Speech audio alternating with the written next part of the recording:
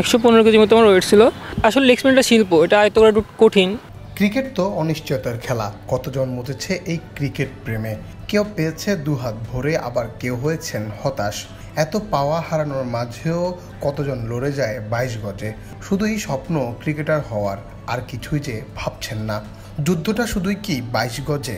না, নিজের ওজন ছিল 115 কেজি, সেখান থেকে 6 মাসে ওজন কমিয়েছে 40 কেজিরও বেশি, শুধুমাত্র লেগ স্পিনে রাজত্ব করবেন বলে। এভাবে লেগ স্পিনার হওয়ার জার্নি শুরু মাগুরার স্বাধীন শিকদারের। শুক্রবার মিরপুর শেরেবাংলার একাডেমি মাঠ ফাঁকা, কিন্তু একজনকে দেখা গেছে একা একা বল করেই যাচ্ছে। প্রিমিয়ার লিগের খেলা থাকায় অনুশীলনে নেই কেউ। এই একা মাঠে যে লেগ স্পিন করেই যাচ্ছে সেই ছেলেটির নাম স্বাধীন শিকদার, বাড়ি সাকিব আল হাসানের দেশ মাগুরায়। একের পর এক বল করেই যাচ্ছে, কিন্তু স্টাম্পে হিট করতে পারছে না। নিজে বল করে নিজেই কুড়িয়ে আনছে। চেষ্টা থামিয়ে রাখেনি এই তরুণ লেগে। অবশেষে পেলেন উইকেটে দেখা। একবার না, ব্যাক টু ব্যাক দুইবারই স্টাম্পে হিট করলেন। বাংলাদেশের প্রেক্ষাপটে লেগ স্পিনের ভবিষ্যৎ অনেক কঠিন। এক রিশাদ ছাড়া অন্যরা হারিয়ে গেছে। এত কিছু না করে কেন লেগ স্পিনেই মগ্ন স্বাধীন, শুনুন তার মুখ থেকেই। চ্যালেঞ্জিং এটা ঠিক, বাট লেগ স্পিনের চ্যালেঞ্জিং হইলেও লেগ স্পিন যদি ভালো করা যায় তাহলে লেগ স্পিনে ওঠা আমার কাছে মনে হয় অনেকটা ইজি। যদি লেগ স্পিন নিজের কন্ট্রোলে আনা যায়, আয়ত্ত করা যায়। আসলে লেগ স্পিনটা শিল্প, এটা আয়ত্ত করা একটু কঠিন, সবাই জানে। তারপরও চেষ্টা করতেছি। এখন এইটা ভালো করলে ভালো করা সম্ভব, তাতেই আমি মনে করি।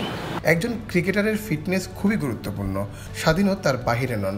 স্বাধীনের শরীরের ওজন ছিল 115 কেজি, সেখান থেকে 6 মাসে 40 কেজির বেশি ওজন কমিয়েছেন, শুধুই মাত্র ক্রিকেট খেলবেন বলেই। আমি আসলে প্রথম ক্রিকেটে ঢুকি, আমার আসলে ওভারওয়েট ছিল। আমি ক্রিকেটে ঢোকার উদ্দেশ্য ছিল যে নিজেকে একটু ফিট করব।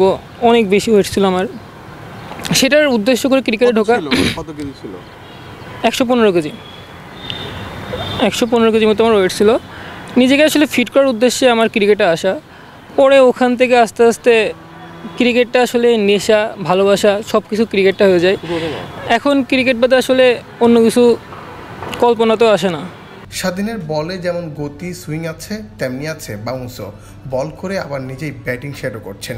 বুঝতে চাচ্ছেন এই বলটা ব্যাটার কিভাবে মোকাবেলা করবে।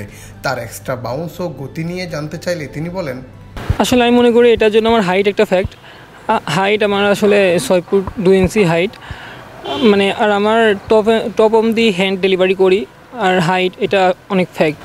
আর এটা আমার ন্যাচারালি মনে করি। আমি যে কোনো উইকেটে আমি দেখছি আমার বল সবসময় কম বেশি পপ করেই। এটা আমার জন্য অনেক বেশি একটা এক্সট্রা অর্ডিনারি একটা ব্যাপার। ইতিমধ্যে দেশ সেরা কোচদের দুজন, খালেদ মাহমুদ সুজন ও মোহাম্মদ সালাউদ্দিন, দুইজনেরই প্রিয় হতে পেরেছেন। কোচ সুজন তো তার একাডেমিতে নিয়ে গেছেন তাকে। আমি আসলে ঢাকায় সর্বপ্রথম আসি মাস্কো ক্রিকেট একাডেমিতে। ওখানে প্র্যাকটিস শুরু করি। ওখানে সালাউদ্দিন স্যারের সাথে কাজ করেছি। ওখানে আমি হাইয়েস্ট উইকেট টেকার হই। তারপর সুজন স্যারের সাথে লাস্ট ইয়ার আমি আবাহনী টিমে বোলিং করছি। সুজন স্যার আমাকে অনেক পছন্দ করছিল। উনি আমাকে বাংলাদেশ ক্রিকেট একাডেমিতে ডাকছিল। ওখানে আমি ওনার সাথে 3-4 মাস কাজ করছি। প্রিমিয়ার লিগে এখনও দল পাননি, তবে কথাবার্তা হচ্ছে কয়েকটি দলের সাথে। যে কোনো মুহূর্তেই ডাক আসবে, তাই তো নিজেকে রেডি রাখতেই, বন্ধের দিনে নিজেকে ঝালিয়ে নিতেই এই অনুশীলন। আমি আসলে ওখানে বসে থাকতে চাই না। আজকে আমার অফ ডে ছিল, ভাবলাম নিজেকে একটু ঝালিয়ে নিই। হয়তো কোথাও থেকে ডাক আসতে পারে খুব তাড়াতাড়ি। এজন্য নিজে সবসময় রেডি রাখা আর কি, নিজেকে সবসময় রেডি রাখার জন্য আর কি। ফ্রি টাইম থাকলেও, অফ টাইম থাকলেও আমি নিজে অনুসরণ করে ট্রাই করি। স্বাধীনের স্বপ্ন আকাশ ছোঁয়ার। সেই স্বপ্নের দিকে ধাপে ধাপে এগিয়ে যাক, নিজেকে প্রমাণ করে লেগ স্পিনে রাজত্ব করুক। সব কিছু ঠিক থাকলে হয়তো বাংলাদেশও পাবে রিশাদ হোসেনের মতো আরও একজন তরুণ প্রতিভাবানকে। মুন্না চন্দ্র দাস, বাংলাদেশ প্রতিদিন, ঢাকা।